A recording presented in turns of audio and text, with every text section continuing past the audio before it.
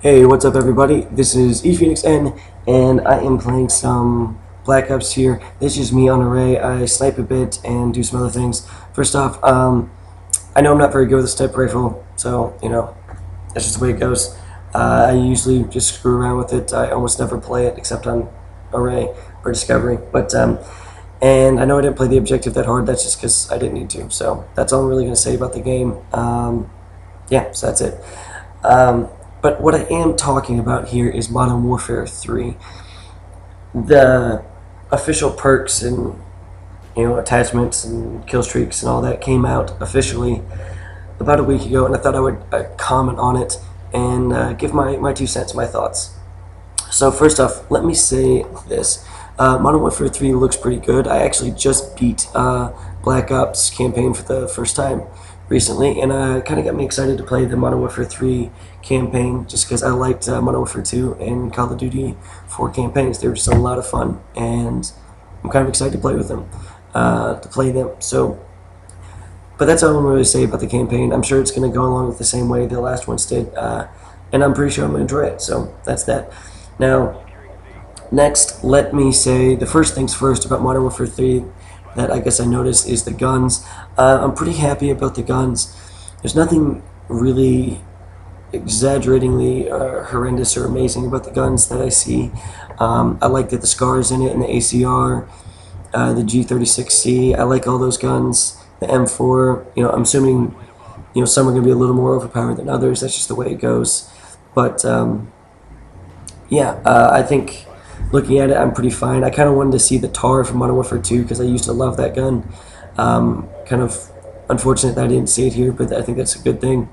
For shotguns, it's kind of the standard fare. I hope they don't overpower the Model 1887s again like they did for Modern Warfare 2.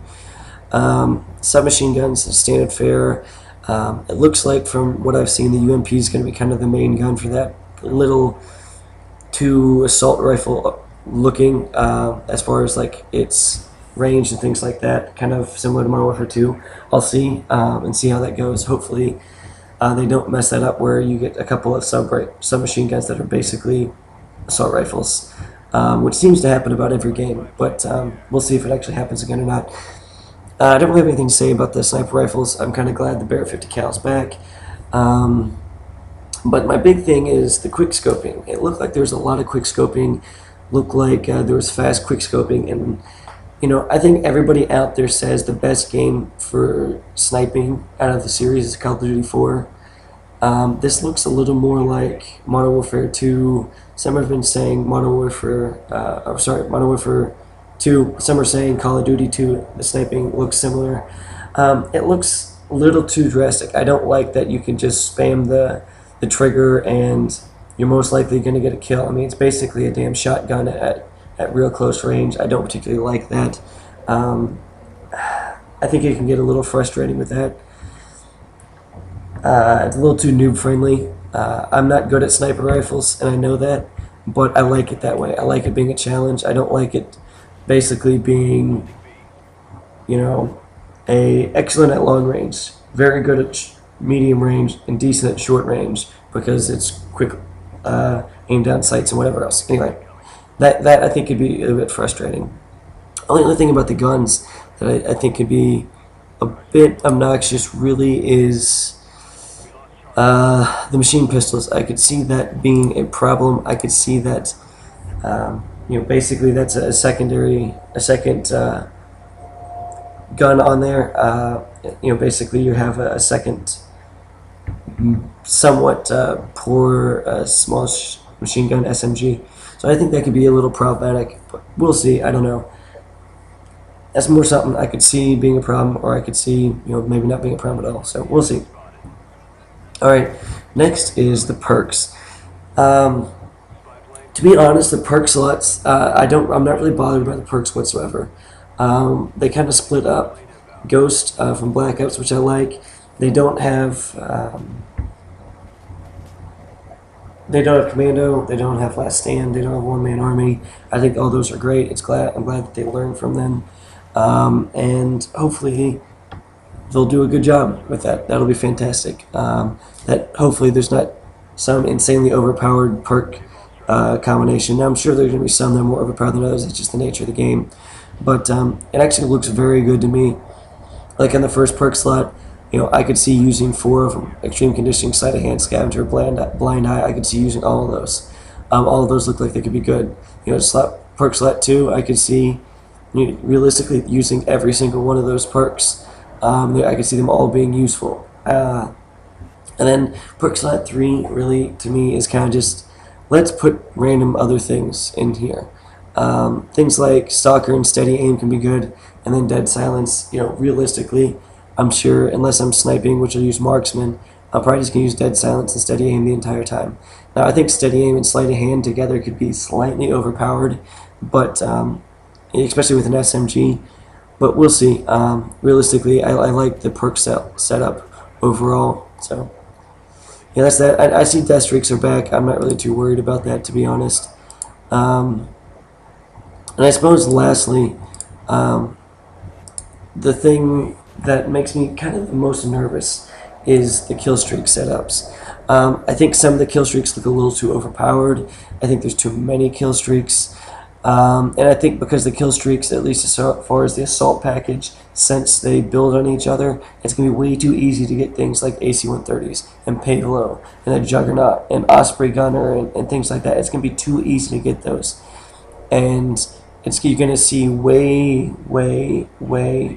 too much usage of that. You're going to see, attack helicopters up, AC-130's up, Payflow's up, over and over and over again, especially when you're playing against teams or a couple of decent players. I think that's going to be really frustrating, and I think, especially in the open map, that's kind of going to kill the game, and I'm hoping they don't overpower those, or they make that the lock-on for, it might be you just use Blind Eye all the time, and you lock on quick and just take it down left and right, and so maybe they won't be overpowered because you're just going to be running that constantly to deal with the heavy air support that's probably going to be up there most of the game, from how I see this. I'm not necessarily saying that's going to be game changing and it's going to kill the game, but I think it's going to be a little frustrating with that.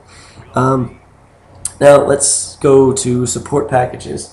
I'm hit and miss on this. I like how if you die, it doesn't change. You're still building towards your perks. I think that's going to do a very good job of allowing you to keep moving up in your perk slots. I think it's a very good thing. It's going to be great for the objective player. I mean, it's going to be fantastic for the objective player. My only problem is I think it's going to be a little underused by a lot of players because, I mean, besides basically the remote turret and the stealth bomber, I'm not really sure that there's going to be all that much that I'm really going to want to use on it. Maybe the Juggernaut Recon, I don't really know much about that perk in and of itself, but I think it's going to be particularly frustrating if I'm playing and guess what? I can't use anything to actually kill the opponents. I could see actually this being, at least when I'm playing with the team, just one person runs this consistently and everybody runs everything else. So we'll see. I don't know. We'll see. I don't know if that's going to be underused or not. I hope it's not, but I think dividing the two may not have been a good idea. Lastly, as far as the kill streak kind of setups, the specialist package, I'm kind of whatever on it.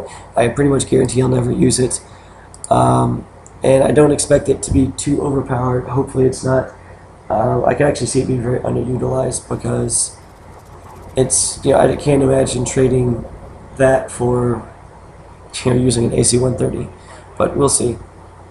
I suppose lastly, I'll just give an overview. I think it's looking good. It's looking like, other Modern Warfare games. It's getting to be like NCAA football or Madden, where it's an annual release, and so it's basically you get new maps, a few new guns. Basically, it's a massive patch to the game, and that's about it.